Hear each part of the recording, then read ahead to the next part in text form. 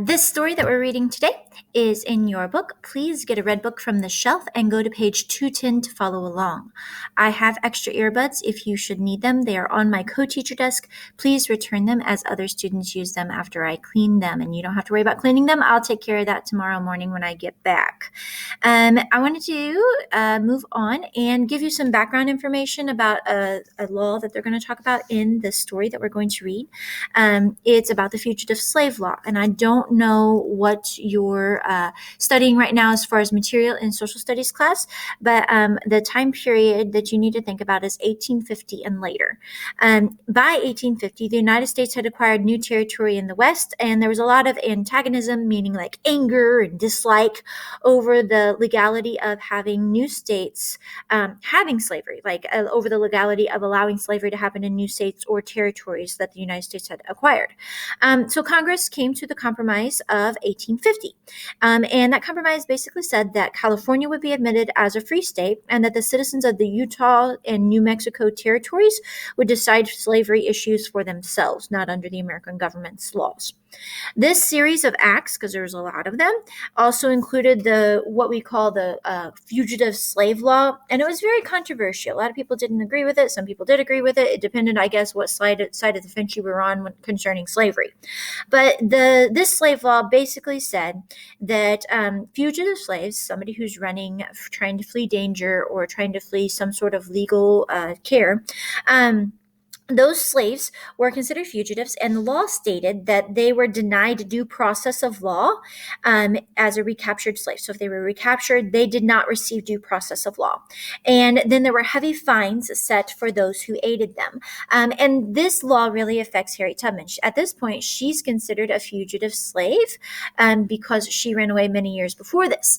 Because she's considered a fugitive slave, if she were to be found with other fugitive slaves, they would be sold back, whipped, and treated as they were supposed to be treated underneath those slavery laws. And she would have most likely been hanged. It would have been death for her because she stole property, and she was also a fugitive slave herself. She wouldn't have been put back in slavery. She would have lost her life. So moving on, your story is on page 210. If you didn't get that the first time, the title is from Harriet Tubman, Conductor on the Underground Railroad by Anne Petry. Anne Petry is an African-American author. She was one of the first African-American authors to publish large books, large text in the early 1900s. So she kind of set up a lot for the coming of other African-American writers. Her own grandfather was a fugitive who escaped slavery in Virginia and ended up in Connecticut. So she has some ancestral history of knowing that her family was also affected by the fugitive slave law. So on 210 is where we're going to start. If you didn't get it the second time, there you go. The railroad runs to Canada. Along the eastern shore of Maryland in Dorchester County, in Caroline County, the masters kept hearing whispers about the man named Moses who was running off slaves. At first, they did not believe in his existence. The stories about him were fantastic, unbelievable. Yet they watched for him. They offered rewards for his capture. They never saw him. Now and then they heard whispered rumors to the effect that he was in the neighborhood. The woods were searched, the roads were watched. There was never anything to indicate his whereabouts. But a few days afterward, a goodly number of slaves would be gone from the plantation. Neither the master nor the overseer had heard or seen anything unusual in the quarter. Sometimes one or the other would vaguely remember having heard a whippoorwill call somewhere in the woods close by late at night, though it was the wrong season for whippoorwills.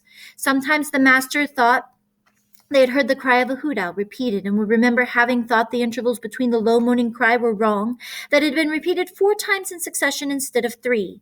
There was never anything more than that to suggest that all was not well in the quarter. Yet when morning came, they invariably discovered that a group of the finest slaves had taken to their heels. Unfortunately, the discovery was almost always made on a Sunday. Thus, a whole day was lost before the machinery of pursuit could be set in motion. The posters offering rewards for the fugitives could not be printed until Monday.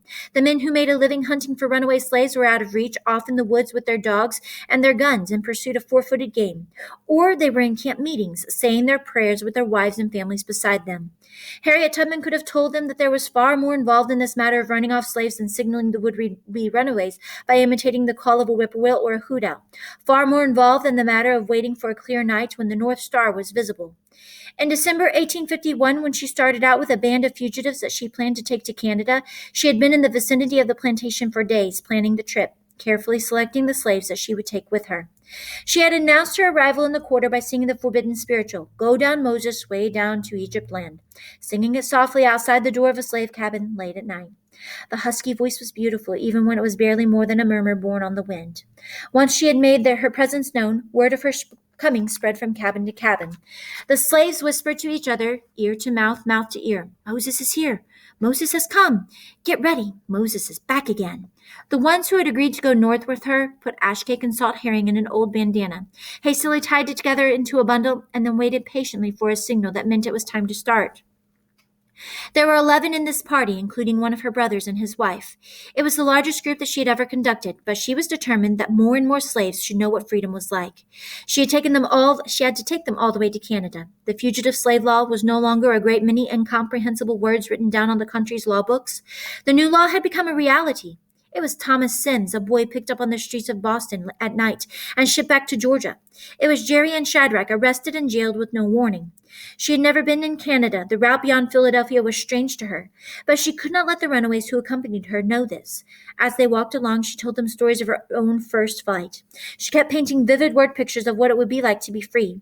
But there were so many of them this time. She knew moments of doubt when she was half afraid and kept looking back over her shoulder, imagining that she heard the sound of pursuit. They would certainly be pursued, 11 of them, $11,000 worth of flesh and bone and muscle that belonged to the Maryland planters.